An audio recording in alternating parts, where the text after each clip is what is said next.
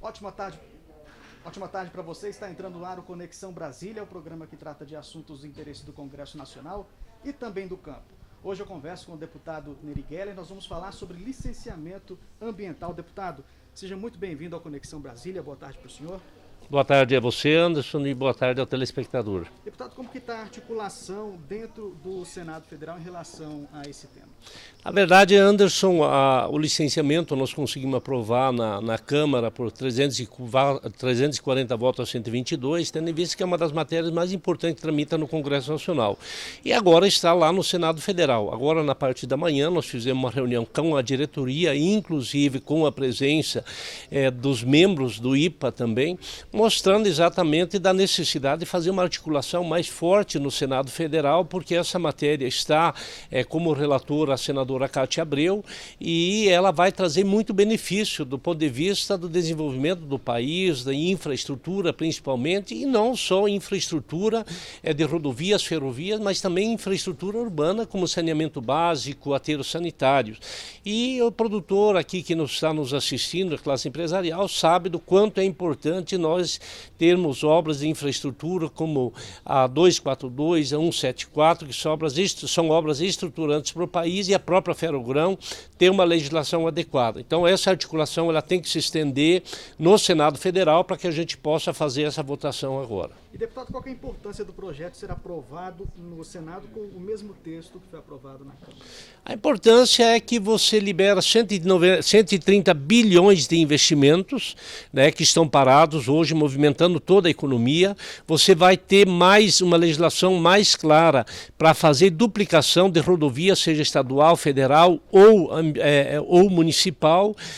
Vai ter a flexibilização da possibilidade de fazer por adesão e compromisso rodovias para duplicar desde que dentro da faixa de domínio, e vai trazer a segurança jurídica para o nosso produtor que faz a produção acontecer. Se ele estiver dentro da lei vigente, por exemplo, do defensivo agrícola, dentro da lei das outorgas d'água, ele vai poder exercer a sua atividade sem ter interferência e ingerência de fora para dentro, e vai colocar no seu devido lugar, como precisa ser, os órgãos intervenientes ou as autoridades constituídas. Vão ter elas o direito de opinar, mas vão sair da zona de conforto de ficar 4, 5 anos sentado em cima de um projeto que é importante e não dá o parecer, nem sim e nem não. Então hoje está bem claro dentro da lei quem de fato vai fazer o licenciamento, que é o órgão licenciador. São bilhões de reais. Nós conseguimos fazer ferrovia com mais agilidade, nós fazemos duplicação de DBR,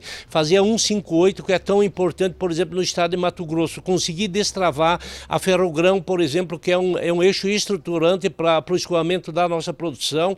Vai beneficiar a produção, sim, mas vai beneficiar principalmente a sociedade e a retomada da economia do Brasil. O senhor tocou num ponto importante, que é a questão do produtor rural, né? Aproveitando isso, eu pergunto agora quais os benefícios aí para a sociedade e também para o produtor rural em relação a esse tema. No produtor rural vai ter bem claro o que pode ser feito e não. Quem está dentro do Código Florestal vai poder continuar a sua atividade de forma normal. Não vai ter um licenciamento específico para a atividade agro-silvopastoril. Isso envolve desde produção de grãos, como envolve também a própria questão da atividade de reflorestamento comercial, seja de eucalipto ou qualquer outra atividade, desde que esteja dentro do Código Florestal. A própria questão do licenciamento para fazer irrigação, ele vai seguir a outorga d'água e não vai precisar um licenciamento específico para isso. Então vai destravar e vai dar segurança para ele. Agora, do ponto de vista do custo Brasil, fazer as obras de infraestrutura, de ferrovia, de licenciamento, onde a FUNAI vai poder opinar, mas não vai ser decisão dela em liberar o licenciamento ou não, vai ser o grande ganho. A própria questão da compensação direta ou indireta. Quando é direto, desapropriação, por exemplo, em obras de infraestrutura, precisa ser feito. Agora, de forma indireta só se comprovado o caso, a questão da obrigatoriedade. Agora, fora disso, indiretamente fazer estádios como se faz, fazer posto de saúde onde não precisa fazer, isso vai tudo acabar. Então nós estamos bastante otimistas e precisamos, do ponto de vista da retomada da economia do Brasil, dar essa segurança e principalmente segurança de quem produz continuar produzindo. E também deixando bem claro que todos nós agora, empresários, entidades, OCB, precisam se movimentar para que a gente possa aprovar no Senado Federal. Deputado, muito obrigado pela participação do senhor aqui no Conexão Brasília. Agora a gente vai falar sobre um outro tema também, que é a MP 1016. Eu convido então o deputado Júlio César, presidente da Comissão de Finanças e Tributação da Câmara dos Deputados. Deputado, seja muito bem-vindo ao Conexão Brasília. Boa tarde para o senhor. Boa tarde a todos. Deputado, eu queria começar perguntando do que se trata a medida provisória 1016.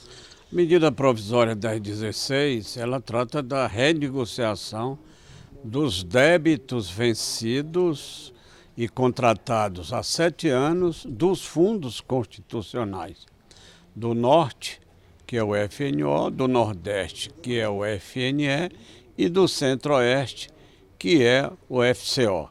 Então, esses débitos que foram contratados, que estão vencidos, muitos deles por conta da pandemia, porque não estavam produzindo, eles estão incluídos nesta medida que foi convertida na Lei 14.166.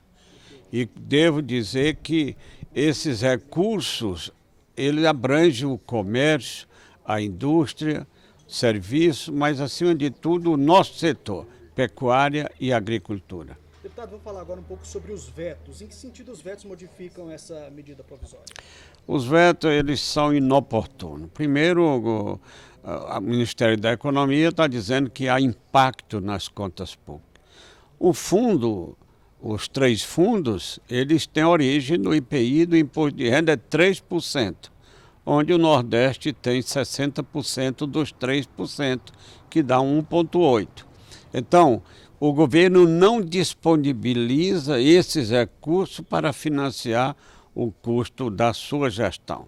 Segundo, esses recursos, eles foram dados baixa, esses financiamentos há 7 anos, foram dados baixa do prejuízo do patrimônio desses fundos, como prejuízo irrecuperável.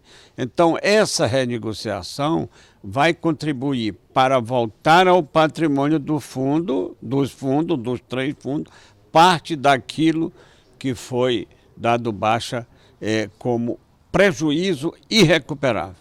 Como que esses fundos auxiliam aí os produtores rurais de cada uma dessas regiões, deputado? Bom, esses fundos, eles têm um recurso muito baixo. Aliás, as taxas de juros muito baixas, em torno de 4%, 3,8%, 4,2%. Segundo, eles têm uma condição de financiar investimentos. Por exemplo, os investimentos do setor lá do Nordeste, mais de 60% é financiado pelo FNE, que é do Banco do Nordeste. Então, ele é muito importante para essas 3 regiões, que são as regiões mais pobres, principalmente o Norte e do Nordeste, que depende muito de ações do governo para diminuir essa diferença existente entre ricos e pobres dentro da Federação Brasileira, principalmente do Nordeste e do Norte, que são as regiões mais pobres do Brasil. Ou seja, a medida provisória é muito importante para essas regiões que necessitam de apoio para a produção rural, certo? Muito importante, nós estamos trabalhando, articulando com o Ministério da Economia, o Ministério do Desenvolvimento Regional, o líder no Congresso Nacional, o senador Eduardo Gomes, lá do Tocantins, o líder na Câmara, que é o deputado Ricardo Barros, e o senador Fernando Bezerra.